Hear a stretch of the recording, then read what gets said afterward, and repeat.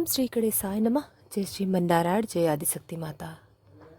दोस्तों, आज फाल्गुन मास का 23वां दिन है। तो आज आइए सुनते हैं फाल्गुन मास महात्म्य अध्याय 30। राजा परीक्षित ने श्री सुखदेव जी से पूछा, मुनि महाराज, प्रियवर तो बड़े भागवत भक्त और आत्मराम थे। उन्होंने उनके गृहस्थाश्रम में कैसी रुचि हुई, जिसमें फंसने के कारण मनुष्य को अपने स्वरूप की भी स्मृति होती है और वह कर्म बंधन में बंध जाता है। प्रियवर, इसमें किसी प्रकार का संदेह नहीं कि जितना चित्त पुण्य कीर्ति श्री हरि के चरणों की शीतल छाया का आश्रय लेकर शांत हो गया है, उन महापुरुषों के कुटुंब आदि में कभी आसक्ति नहीं हो सकती।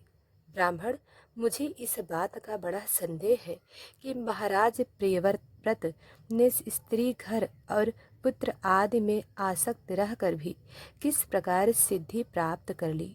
श्री सुखदेव जी ने कहा, राजन, तुम्हारा कथन बहुत ठीक है।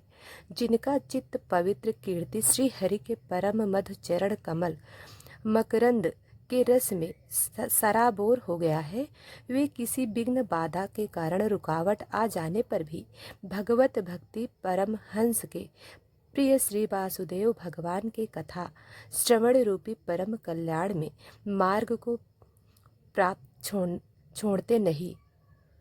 राजन, राजकुमार प्रियवर बड़े भगवत भक्त थे। श्री नारद जी के चरणों की सेवा करने से उनके सहज में ही परमार्थ तत्व का बोध हो गया था। वे ब्रह्म शस्त्र की दीक्षा निरंतर ब्रह्म व्यास में जीवन बिताने का नियम लेने वाले ही थे। उसी समय उनके पिता स्वयंभू मनु ने उन्हें पृथ्वी पालन के लिए शास्त्र में बताए हुए सभी श्रेष्ठ गुणों से पूर्णता संपन्न देख राज्य शासन के लिए आज्ञा दी।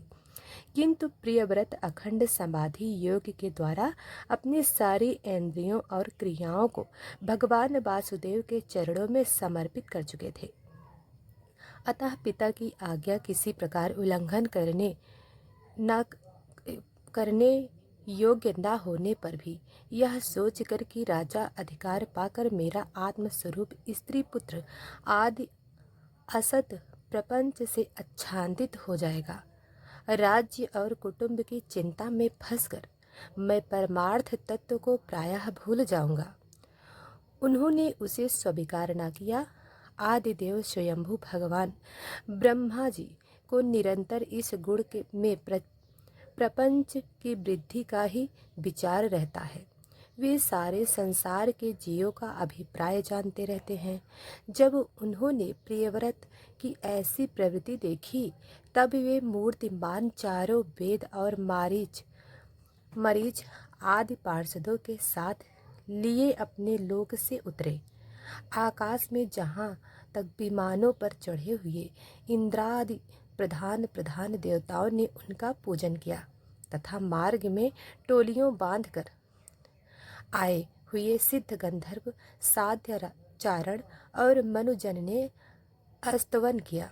इस प्रकार जगह जगह आदर से सम्मान पाते वे साक्षात नक्षत्र नाथ चंद्रमा के समान गंध मादन की घाटी को प्रकाशित करते हुए प्रियव्रत के पास पहुँचे। प्रियव्रत को आत्म विद्या का उपदेश देने के लिए वहाँ नारद जी भी आए हुए थे।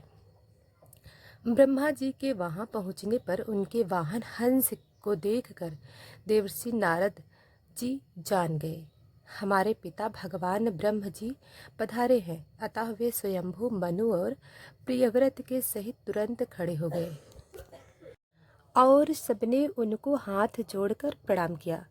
निरीक्षित नारद जी ने उनकी अनेक प्रकार से पूजा की और सुमधुर वचनों में उनके गुण और अवतार की उत्कृष्टता का वर्णन किया। जब आदि पुरुष भगवान ब्रह्मा जी ने प्रियव्रत की और मंद मुस्कान युक्त दया दृष्टि से देखते हुए इस प्रकार कहा, श्री ब्रह्मा जी ने कहा, बेटा, मैं तुमसे सत्य सिद्धांत की बात कहता हूँ, ध्यान देकर सुनो। तुम्हें अप्रेत श्री हरि के प्रति किसी प्रकार की दोष दृष्टि नहीं रखनी चाहिए। तुम्हें क्या हम महादेव, तुम्हारे पिता स्वयंभू मनु और तुम्हारे गुरु महर्षि नारद भी विवश होकर उन्हीं की आज्ञा का पालन करते हैं। उनके विधान को कोई भी देहधारी न तो तप, विद्या, योग बल या बुद्धि बल से, ना ही अर्थ या धर्म की शक्ति से और ना स्वयं या किसी दूसरे की सहायता से टाल ही सकता है। प्रियवर, उसी अव्यक्त ईश्वर के दिए हुए शरीर को सब जीव जन्म मरण शोक मोह भय और सुख दुख का भोग करने तथा कर्म करने के लिए सदा धारण करते हैं। वश जिस प्रकार रस्सी से नथा हुआ पशु मनुष्यों का बोझ ढोता है, उसी प्रकार परमात्मा की वेद वाणी रूप बड़ी रस्सी में सत्वादि गुण, सात्विक आदि कर्म और उनकी ब्रह्मादि वाक्यों को मजबूत डोर से जकड़े हुए हम सब लोग उन्हीं की इच्छा से कर्म में लगे रहते हैं और उसके द्वारा उनकी पूजा करते रहते हैं। हमारे गुण और कर्मों के अनुसार प्रभु ने हमें जिस योनि में डाल दिया है, उसी को स्वीकार करके वे जैसी वह करते हैं, उसी के अनुसार हम सुख या दुख भोगते हैं। हमें उनकी इच्छा का उसी प्रकार अनुसरण करना पड़ता है जैसे किसी अंधे को आँख वाले पुरुष का मुक्त पुरुष भी प्रारब्ध का भोग करता हुआ भगवान की इच्छा के अनुसार अपने शरीर को धारण करता ही है। ठीक वैसे ही जैसे मनुष्य की निद्रा टूट जाने पर भी स्वप्न में अनुभव किए हुए पदार्थों का स्मरण होता है, इस अवस्था में भी उसको अभिमान नहीं होता और विषय वासना के जिन संस्कार के कारण दूसरा जन्म होता है, उन्हें वह स्वीकार नहीं करता। जो पुरुष इंद्रियों की बसीभूत है, वह वन वन में विचरण करता रहे तो भी उसे जन्म मरण का भय बना रहता है, क्योंकि बिना जीते हुए मन और इंद्रिय रूपी उसके 6 शत्रु कभी उसका पीछा नहीं छोड़ते। जो बुद्धिमान पुरुष इंद्रियों को जीतकर अपनी आत्मा में ही रमण करता है, उसका गृहस्थाश्रम भी क्या बिगड़ सकता है। जिसके इच्छ शत्रुओं को जीतने की इच्छा हो, वह पहले घर में रहकर ही उसका अत्यंत निरोध करते हुए उनके वश में करने का प्रयत्न करें। किले में सुरक्षित रहकर लड़ने वाला राजा अपने प्रबल शत्रुओं को भी जीत लेता है। फिर जब इन शत्रुओं का बल अत्यंत क्षीण हो जाए, तब विद्वान पुरुष इच्छा अनुसार विचरण कर सकता है। तुम यद्यपि श्री कमल नाम भगवान के चरण कमल की कली रूप किले के आश्रित रहकर इन 6 शत्रुओं को जीत चुके हो, तो भी पहले उन पुराण पुरुष के दिए हुए भोगों को भोगो।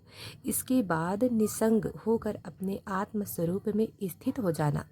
श्री सुखदेव जी कहते हैं, जब त्रिलोकी के गुरु श्री ब्रह्मा जी ने इस प्रकार कहा, तो परम भागवत प्रियव्रत ने छोटे होने के कारण नम्रता से सिर झुका लिया और जो आज्ञा ऐसा कहकर बड़े आदर पूर्वक उनका आदेश सिरोधार किया।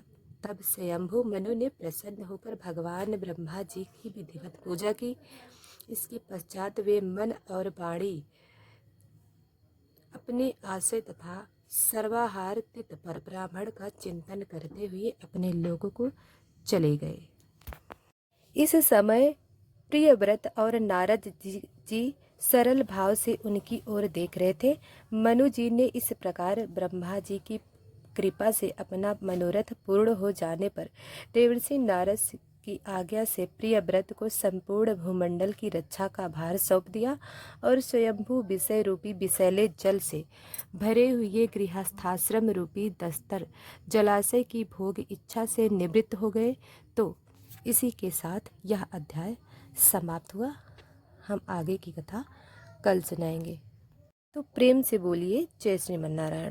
दोस्तों, अगर आप वीडियो को लाइक सब्सक्राइब नहीं किया है तो अभी कर ले। धन्यवाद।